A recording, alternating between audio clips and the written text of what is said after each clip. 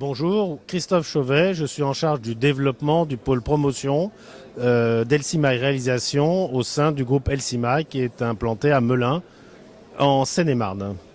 Est-ce que vous pouvez rapidement nous présenter Elsimaï? Elsimaï, c'est un groupe qui est détenu par Pascal Denier, un groupe qui a maintenant 30 ans d'existence. C'est une ETI, 400 salariés, et nous sommes spécialisés dans l'immobilier industriel avec des compétences en informatique, en bâtiment process, en environnement et également tout ce qui est autour de la décarbonation et de tout ce qui va être autour du BIM et de l'intelligence artificielle. Quelles sont les innovations que vous présentez cette année?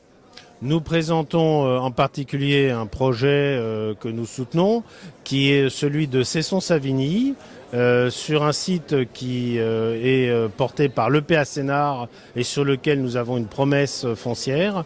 Et là, nous développons un programme qui s'appelle l'enveloppe industrielle durable, qui est un programme qui a été piloté par Hervé Marcastel et nos équipes pluridisciplinaires, comme je le disais, à la fois le monde informatique, les personnes du process, de l'ingénierie, de l'architecture et également de l'environnement. Cette offre 2ID qui est déposée par Elsimaï est un jumeau numérique qui est un concept unique d'industrie, d'immobilier industriel, adapté à la fois à l'usage actuel, mais également des usages futurs et qui vise à répondre à des problématiques de décarbonation, qui sont des enjeux maintenant très importants, à des problématiques de flexibilité et d'évolution.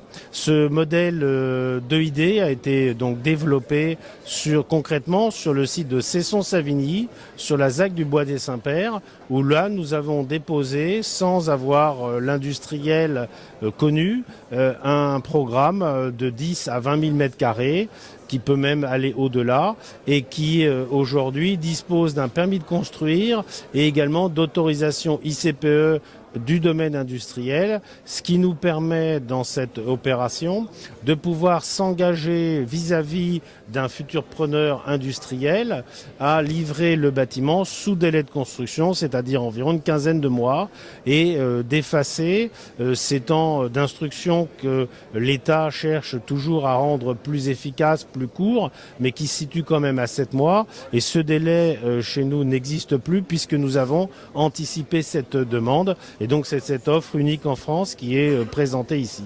L'originalité de ce programme, c'est aussi l'adaptabilité aux souhaits du preneur.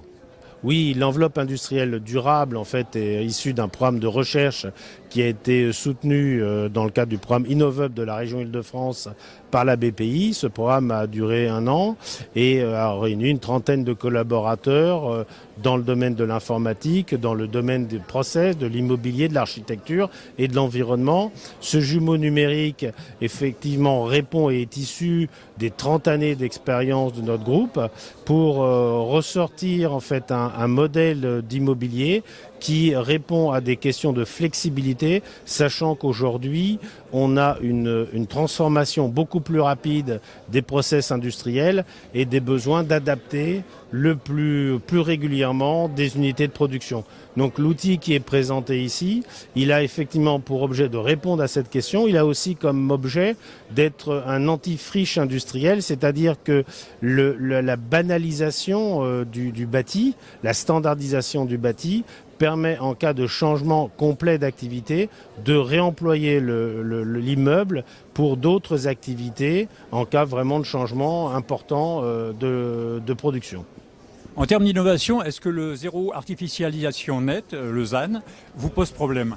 Aujourd'hui, non. Je pense que c'est une question qui est fondamentale puisque quand on parle de réindustrialisation, on parle de souveraineté et du besoin d'augmenter notre part de production par rapport au PIB français. Le domaine de la non-artificialisation des sols vise cette fois à protéger un autre pan qui est celui de l'agriculture et également de satisfaire aux besoins de populations locales dans le cadre d'une réflexion d'économie circulaire pour qu'on puisse garder des capacités de production agricole suffisantes.